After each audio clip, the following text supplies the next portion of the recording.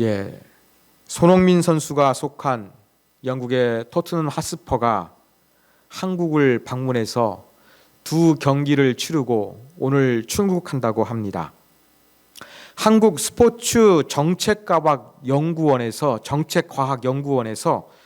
이 손흥민 선수가 미치는 경제적 파급력이 어느 정도인가 이렇게 분석을 했는데 2조가 넘는다고 합니다. 일개 축구 선수가 엄청나지 않습니까? 이렇게 파급이 큰 손흥민 선수가 이 월드 스타들과 함께 대한민국을 방문해서 공개 트레이닝을 하고 또 경기를 펼쳤습니다. 큰 국민적 관심을 일으켰습니다. 유튜브를 보니까 엄청나게 관련 영상이 올라오고 소위 말하는 국뽕과 같은 것, 또 너무 지나친 좀 오버했다고 할까요? 그러한 내용도 많을 정도로 이 손흥민 선수에 대한 관심과 또 토트넘 이 방안에 맞추어서 관심이 폭발적으로 그렇게 급증했습니다. 많은 관심과 화제성을 가졌음에도 불구하고 우리는 지난 두 경기를 텔레비전을 통해서 시청할 수가 없었습니다. 저도 깜짝 놀랐는데 경기 당일날 경기를 보고 싶은데 막 사람들 말하는 거 보니까 이것은 텔레비전에서 중계하는 것이 아니라 쿠팡이라는 곳에서 이것을 좀 주최를 했는데 쿠팡의 홈페이지나 쿠팡의 앱을 깔아야만 시청이 가능했습니다. 그것도 유료 회원으로 가입해야만 경기를 볼 수가 있었습니다. 거액의 초청비를 들였기 때문에 또 자기들 또 이윤을 내야 되고 또 마케팅 효과를 극대화해야 된다는 이 상업적인 생각은 나무랄 수가 없지만 그래도 뭔가 조금 이상하고 허전했습니다. 여러분, 우리나라 방송법에 보면 보편적 시청권이라는 것이 있습니다. 국민적 관심을 끄는 월드컵, 올림픽 등 이러한 대형 스포츠 경기는 방송사가 방송권을 확보해서 무료로 온 국민이 볼 수 있도록 송출하는 보편적 시청권이 있는 것입니다. 그런데 이 쿠팡 플레이를 통해서 토트넘 경기를 시청하게 하는 것은 이걸 OTT라고 부르더라고요. 그런데 이것은 이 방송법에 적용이 되지 않는다고 합니다. 이런 것들을 보면서 세상이 변했구나. 공짜로 텔레비전을 통해서 볼 수 있는 것이 아니라 이제는 돈을 내야만 볼 수 있는 것으로 바뀌고 있구나. 이러한 생각이 들었습니다. 이러한 작은 변화를 통해서도 세상이 변해가고 있음을 느끼고 그 세상에 변해가는 핵심적인 요소 가운데는 경제적인 측면이 강하게 작용하고 있구나라는 것을 저는 이번 주에 느낄 수가 있었습니다. 여러분, 오늘 본문의 말씀, 이 호세아 선지자가 활동했던 이스라엘 당시 상황은 어떠했을까요? 경제 논리가 호세아 당시 북이스라엘 사회에서 얼마나 강하게 작용했을 것이라고 여러분 생각하십니까? 여러분, 돈은 예나 지금이나 모든 사람들에게 중요한 것입니다. 그래서 양상만 달랐을 뿐이지 성경시대 당시에도 이 경제 논리는 매우 중요했다고 저는 믿습니다. 이렇게 경제 논리가 강하게 작동하는 북이스라엘 사회 모습 가운데 하나님께서 호세아를 부르셨습니다. 그런데 하나님께서 호세아를 부르시면서 그에게 부여하신 사명은 매우 독특했습니다. 바로 그것은 하나님의 말씀에 순종하는 거룩한 선지자가 음탕한 여인인 고멜과 결혼하라는 것이었습니다. 실제 호세아 선지자는 이 음녀와 결혼하여 3명의 자녀를 낳았습니다. 여기에는 하나님께서 보여주시고자 하는 상징이 있었습니다. 호세아는 하나님을 상징하고 음녀인 고멜은 이스라엘을 상징했습니다. 하나님은 호세아가 음녀인 고멜과 결혼하게 하심으로 말미암아 하나님과 이스라엘 백성들의 관계가 마치 남편과 아내와 같은 부부 관계임을 상징적으로 보여주신 것입니다. 근데 부부 관계가 서로 언약에 충실하고 서로 사랑해야 되는데 아내인 고멜, 즉 이스라엘은 하나님을 사랑하지 못했습니다. 바람을 피웠습니다. 다른 남자를 좋아하듯 고멜 이스라엘은 가나안의 신들을 좋아하고 가나안의 신들을 숭배했던 것입니다. 이스라엘은 하나님과 맺었던 언약을 깨뜨렸습니다. 그 결과가 무엇이겠습니까? 하나님은 선포하십니다. 나는 더 이상 너의 하나님이 아니다. 너희에게 나는 더 이상 하나님이 아니다. 이렇게 말씀하십니다. 그러시면서 오늘 본문으로 삼고 있는 2장 13절 그 앞절에 기록된 내용들을 보면은 하나님께서 법정에서 이 호세아와 고멜이 이혼 절차를 받고 있는 그러한 내용이 기록되어져 있습니다. 이것은 하나님과 이스라엘 관계가 이제 끝이 나고 있음을, 파국으로 치닫고 있음을 보여주는 것입니다. 그런데 14절에 와가지고 갑자기 분위기가 달라집니다. 하나님의 사랑 때문입니다. 그러므로 보라, 내가 그를 타일러 거친 들로 데리고 가서 말로 위로하고. 호세아는 이혼 절차를 진행하고 있다가 갑자기 아내인 고멜을 데리고 들로 나아갑니다. 그러면서 이제 타이르면서 위로하는 대화를 시작합니다. 바로 호세아의 행동은 이스라엘을 변하는 하나님의 마음과 태도가 달라졌음을 보여주는 것입니다. 이스라엘의 하나님은 사랑과 자비가 많으신 분이십니다. 그래서 이스라엘을 심판하고 버리시는 것이 아니라 다시 한번 기회를 주시며 그들과 관계를 회복하기 위해서 노력하고 계십니다. 추하고 더러운 이스라엘을 하나님은 다시 한번 사랑하시기로 작정하십니다. 그래서 하나님은 이러한 대화를 위해서 이스라엘을 거친 들로 데리고 나가셨습니다. 거친 들은 무엇일까요? 이것은 광야를 의미합니다. 광야는 물이 없어서 생명이 살 수 없고 죽어가는 죽음의 공간입니다. 하나님은 이러한 죽음의 공간으로서 이스라엘을 데려가십니다. 왜 이러한 광야로 데려가시는 것일까요? 바로 광야는 하나님과 이스라엘에게 특별한 장소이기 때문입니다. 하나님과 이스라엘이 언약을 맺은 곳이 어디입니까? 시내산입니다. 시내산은 광야에 있었습니다. 조금 더 이것을 로맨틱하게 표현하면 신랑 되신 하나님과 신부 되신 이스라엘이 신혼여행을 즐겼던 곳이 바로 광야였습니다. 광야는 말씀드린 대로 척박한 곳이기 때문에 인간이 자유롭게 살 수 없습니다. 하나님이 은혜를 주셔야 살 수 있는 그러한 공간입니다. 이러한 광야에서 이스라엘은 하나님만을 섬기겠다고 고백을 했습니다. 그리고 하나님은 광야에서 이스라엘이 물이 필요했을 때 물을 주셨고 먹거리가 필요했을 때 만나와 메추라리를 공급하여 주셨고 기후 때문에 너무 힘들어했을 때 구름 기둥과 불 기둥으로 이스라엘을 보호하시고 인도하셨습니다. 이러한 광야로 이스라엘을 다시 한번 데리고 가시는 것은 하나님의 의도가 있습니다. 어떠한 의도입니까? 하나님과 이스라엘이 처음 언약을 맺었을 그 당시, 하나님과 이스라엘이 서로 사랑했던 그 당시, 이것을 기억나게 하기 위한 장소로 하나님은 광야로 데리고 나가셨던 것입니다.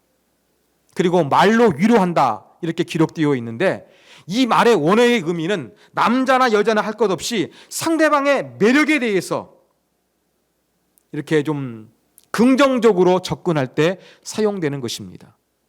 하나님은 다시 한번 사랑으로서 이스라엘을 품기 위해서 광야로 데리고 가셨던 것입니다. 자, 15절 이하에서는 하나님께서 광야에서 하신 말씀이 기록되어 있습니다. 오늘 짧은 구절이지만 거기서 이 광야에서 하나님께서 하신 내용이 많이 강조되고 있습니다. 하나님이 하신 말씀은 무엇입니까? 15절 거기서 비로소 그의 포도원을 그에게 주고 아골 골짜기로 소망의 문을 삼아 주리니 그가 거기서 응대하기를 어렸을 때와 애굽 땅에서 올라오던 날과 같이 하리라. 여기에는 하나님께서 세 가지 약속을 해주십니다. 첫 번째는 포도원을 주시겠다고 말씀하십니다. 가나안 땅에서 가장 귀한 나무가 포도나무입니다. 그리고 포도주는 기쁨을 상징합니다. 그러므로 포도원을 준다는 것은 하나님께서 기쁨을 회복시켜 주시겠다는 상징성을 담고 있습니다. 두 번째는 아골 골짜기를 소망의 문으로 삼아주시겠다고 말씀하십니다. 여러분, 아골 골짜기의 역사를 아십니까? 출애굽 당시 이제 여리고성을 점령했습니다. 하나님은 그때 여리고성에 있는 모든 것을 그 전리품을 취하지 말고 철저하게 불태워 없애오라고 헤렘을 명령하셨습니다. 그런데 아간이라는 사람이 탐욕이 생겨가지고 좀 갖고 싶은 물건이 좋은 게 있었나 봅니다. 그래 그것을 숨겼습니다. 어떻게 되었겠습니까? 아간이 죽임을 당했습니다. 그 아간이 죽임을 당해서 묻힌 곳이 바로 어디냐? 아골 골짜기였습니다. 그러면 아골 골짜기는 어떠한 곳입니까? 죽음의 장소입니다. 절망의 장소입니다. 이 아골 골짜기는 죽음과 절망의 상징인데 하나님께서 이것을 어떻게 바꿔주시겠다고요? 소망의 문을 삼아주시겠다고 말씀하십니다. 그리고 세 번째, 거기서 응대하기를 어렸을 때와 애굽 땅에서 올라오던 날과 같이 하리라. 여기에서 응대한다는 것은 대화한다는 그러한 의미입니다. 답변하다는 뜻입니다. 이 척박한 광야에서 하나님께서 소망의 문을 열어주신 다음에 이제는 그 출애굽했던 그 당시와 같이 하나님께서 마음과 마음을 나누고 이스라엘에게 하나님께서 응답하시고 반응하여 주실 것을 약속하여 주신 것입니다. 그러면서 이제 회복하면 어떠한 변화가 있을 것인가? 16절에도 이 변화의 내용이 기록되어 있습니다. 16절 여호와께서 이르시되 그날에 내가 나를 내 남편이라 일컫고 다시는 내 바알이라 일컫지 아니하리라. 하나님에 대한 호칭이 달라지게 될 것을 말씀하십니다.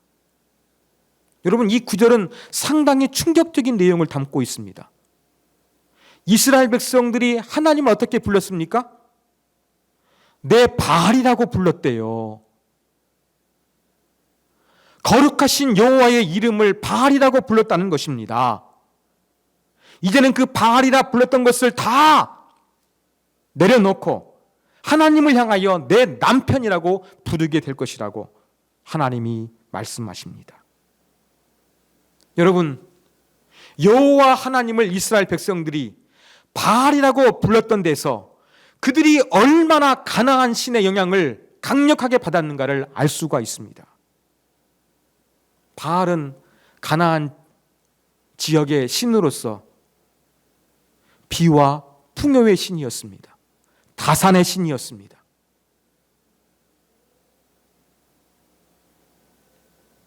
이렇게 다산, 풍요로움을 제공해주는 비를 내리는 신, 이러한 바알에게 이스라엘 백성들은 완전히 마음을 빼앗겼습니다. 나에게 풍요를 준다고? 나에게 물질의 복을 준다고? 자녀의 복을 준다고? 그러한 신이 어디 있어? 나 그를 섬기고 싶어. 바알이 최고야. 그래서 하나님을 심지어 바알이라고 불렀던 것입니다. 이건 영적인 간음이었습니다. 그 영적인 간음에서 이제 이스라엘이 하나님의 강권적인 사랑 때문에, 하나님의 포기하지 아니하시는 사랑 때문에 달라질 것을 말씀하여 주고 계십니다.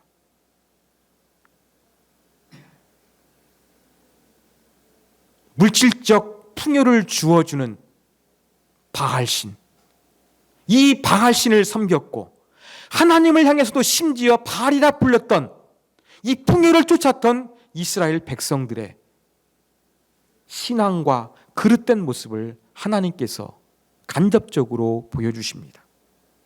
그러면서 이 부분을 17절에서도 강조하십니다.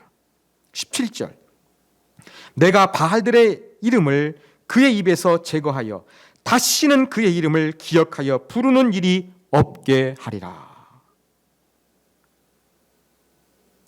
뭐라고 말씀하십니까? 더 이상 바알의 이름을 기억하여 부르는 일이 없도록 만드시겠다고 하나님 말씀하십니다. 무슨 뜻이냐? 이것은 하나님께서 더 이상 이스라엘 백성들이 물질적인 축복을 주는 바알을 쫓는 잘못된 신앙에서 벗어나게 하시겠다는 그러한 의지의 표현이신 것입니다. 하나님 무엇을 원하십니까? 물질적인 풍요를 추구하는 신앙, 바알을 쫓는 이러한 신앙에서 벗어나기를 하나님은 강력하게 원하시고 계심을 우리가 16절에서 17절에서 알 수가 있습니다.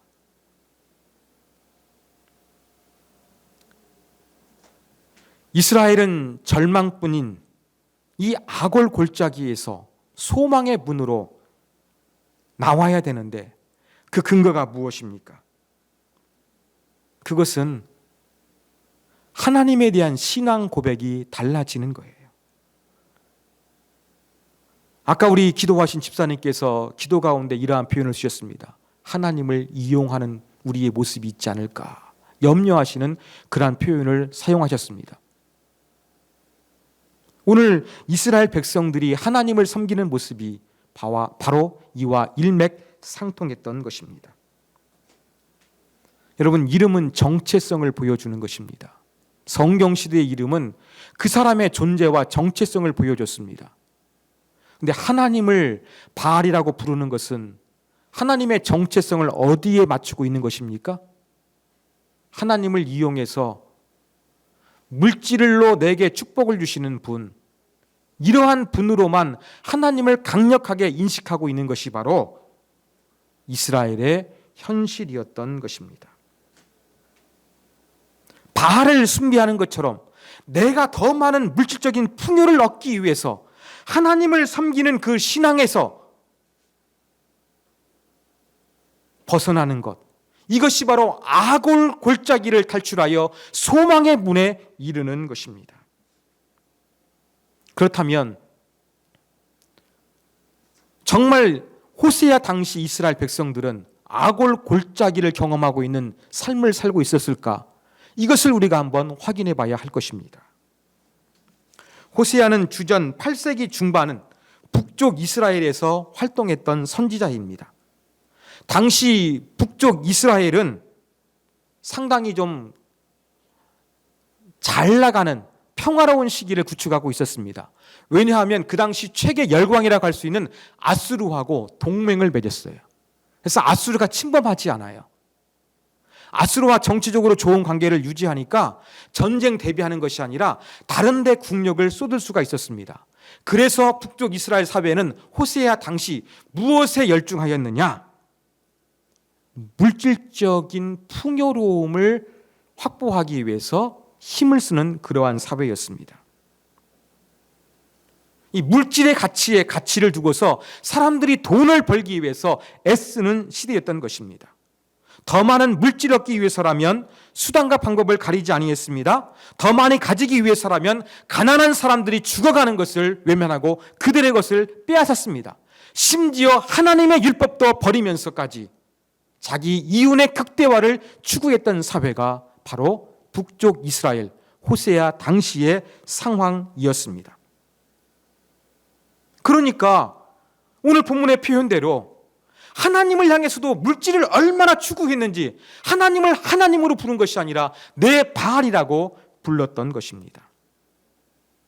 이렇게 사람의 욕심은 끝이 없습니다. 이러한 결과가 어떠했을 것 같습니까? 이렇게 많은 사람들이 돈을 벌기 위해서 노력했으니까 많은 이익을 얻었을 것이고 편리함을 누렸을 것입니다. 쌓아둔 물질을 통하여 안정감을 잠시 누렸는지도 모릅니다. 그러나 그것은 결국 이스라엘 백성들을 망가뜨리고 말았습니다. 우리는 자본주의 시대를 살고 있습니다. 더 많은 것을 가지기 위해서 경쟁합니다.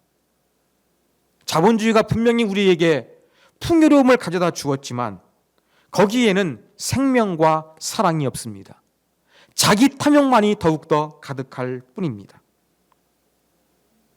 돈이 있어야 살아갈 수 있지만 돈이 목적이 되어버려서 많은 사람들이 절망하고 많은 사람들의 영혼이 피폐해지고 많은 관계가 어긋나고 있습니다. 돈 때문에 부모와 원수가 되고 형제들 사이에 분란이 일어나게 되는 경우 얼마나 많이 있습니까? 그래서 물질을 추구해서 우리에게 정말로 풍요로움을 주고 내 미래를 책임져 줄 것 같습니다만 그것은 잠시일 뿐 오히려 물질은 우리를 어디로 이끌어 가느냐? 자기 파멸, 아골 골짜기로 이끌어 가는 것입니다. 물질의 마음을 빼앗기면 만족할 수 없기 때문에 욕심이 생깁니다. 탐욕이 생깁니다. 시기와 질투심이 생깁니다. 죄를 저지르게 됩니다. 그러면 괴로움과 절망으로 귀결될 수밖에 없는 것입니다.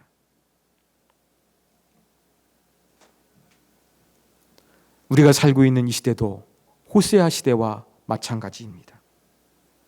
이렇게 물질을 추구하고 물질을 절대시하는 이 현실을 우리가 벗어나기 위해서 필요한 것은 참 소망의 문을 열기 위해서는 하나님에 대한 신앙 고백을 바르게 하는 것입니다. 물질적인 풍요를 얻기 위해서 하나님을 섬기는 것을 멈춰야 하는 것입니다. 하나님을 바알처럼 생각하지 말아야 하는 것입니다. 하나님을 섬기되 우리는 물질적인 필요를 위해서만 하나님을 이용하고 하나님의 이름을 부르는 그것을 멈춰야 할 것입니다. 하나님 의지합니다. 우리가 기도할 때 우리가 기대하는 게 솔직히 무엇입니까? 하나님 복 주시는 거 아닙니까?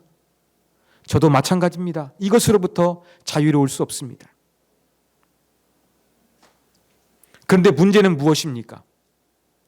이렇게 하나님을 섬기며 신앙으로 고백하지만 나에게 돌아오는 더 많은 물질을 생각하기 때문에 이것을 자꾸 집착하다 보면은 하나님을 하나님으로 믿는 것이 아니라 내게 물질을 주는 것이라고 한다 그러면 하나님도 믿고 다른 것이라도 믿게 되는 이러한 변질된 신앙으로 흐를 수가 있다는 것을 우리는 분명히 기억해야 될 것입니다. 바알처럼 된 이 하나님, 바알로서의 하나님을 우리는 경계해야 할 것입니다. 내가 하나님을 섬기는 동기가 정말로 이스라엘 백성들이 그랬던 것처럼 물질적인 축복을 위한 것은 아닌지, 물질적인 축복을 더 얻기 위해서라면 하나님을 이용하고 또 하나님 아닌 다른 것들도 섬길 수 있는 그런 마음에 빠지지는 않는지 우리 자신을 한번 되돌아봐야 할 것입니다. 우리가 살고 있는 이 시대에 정말로 물질이 필요한 시대입니다. 물가가 너무나 많이 올랐습니다. 또 많은 사람들이 대출을 안고 빚을 안고 살아가는데 이자에 대한 부담도 커지게 되었습니다. 경제 지표들은 미래의 희망이 아니라 우리를 암울하게 하고 있습니다. 이러한 시대에 우리는 물질적 풍요가 더욱더 절실하게 느껴지고 있습니다. 왜냐하면 우리의 지갑은 얇아지고 또 미래는 불안하기 때문입니다. 이러한 현실 속에서 우리는 우리가 섬기는 하나님을 향하여 하나님 내게 물질적으로 축복해 주십시오. 이렇게 기도할 수밖에 없습니다. 이러한 기도는 드려야 됩니다. 그러나 우리가 조심할 것은 무엇입니까? 바로 우리의 신앙이 바알으로서 하나님을 섬기는 것으로 변질되지 않도록 주의해야 할 것입니다. 또 한 가지 우리가 이 악을 골짜기를 벗어나 소망의 문으로 나아가기 위해서 필요한 것은 광야로 나아가는 것입니다. 광야는 어떠한 곳이라고 말씀을 드렸습니까? 하나님과 이스라엘이 처음 만나 사랑을 누리는 공간이라고 말씀을 드렸습니다. 그렇습니다. 광야는 척박합니다. 생명체가 살기는커녕 죽어나가는 그러한 곳입니다. 그래서 부족한 것 투성입니다. 이 부족한 것 투성이인 광야 속에서 하나님은 이스라엘의 필요를 공급하여 주셨습니다. 목이 말라 아우성을 칠 때에는 이 땅 속에서 물이 솟아 올라오게 하셨고, 고기가 먹고 싶어 할 때에는 만나와 메추라기를 공급하여 주셨습니다. 광야에서 가진 것은 없었지만 하나님께서 때를 따라 필요한 것들을 채우시고, 하나님을 의지했을 때 하나님은 그러한 것들을 공급하여 주셨습니다. 광야는 모든 것이 척박하여 부족한 것 같이 보였지만 하나님이 계시면 하나님이 공급해 주시는 것들로 말미암아 행복할 수 있는 그러한 곳이 광야였습니다. 저와 여러분도 절망을 뛰어넘어 소망의 길로 나아가기 위해서 광야로 나아가야 합니다. 바알처럼 완전히 우리가 그렇게 복을 받아가지고 평생토록 자녀 손손 물질적인 걱정 없이 살아가는 큰 복을 받아서 우리가 뭔가 행복해지는 것이 아니라 광야에 나아가서도 가진 것이 없어도 내게 필요한 것들을 공급해 주시고 나와 함께 하시고 나를 사랑해 주시는 이 하나님 때문에 행복함을 누릴 수 있는 곳, 이것이 바로 소망의 문이 있는 곳입니다. 사랑하는 여러분, 저와 여러분은 물질 때문에 고통받고 있고 서민이라 일컬으면서 더 많은 그 어떠한 물질적인 축복이 내게 주어지기를 간절히 소망하고 있습니다. 저도 마찬가지입니다. 이러한 기도를 드리는 것 잘못된 것은 아닙니다. 그러나 우리가 조심했으면 좋겠습니다. 이스라엘 백성들이 그랬던 것처럼 하나님을 바알처럼 물질적인 축복을 주시는 하나님으로 변질시키지 아니하시기를 바랍니다. 더 많은 물질을 추구할 것이 아니라 광야 속에서 힘들고 어려울 때에 나와 동행하시고 나의 필요를 채워주셨던 그 하나님을 기억하면서 행복하고 앞으로도 내 삶을 책임져 주실 하나님을 신뢰할 수 있는 믿음, 이 믿음을 가지십시오. 이것이 바로 절망과 죽음의 악월 골짜기를 벗어나 소망의 길로 나아가는 길임을 믿으시는 세움의 가족이 되기를 주님의 이름으로 부탁드립니다.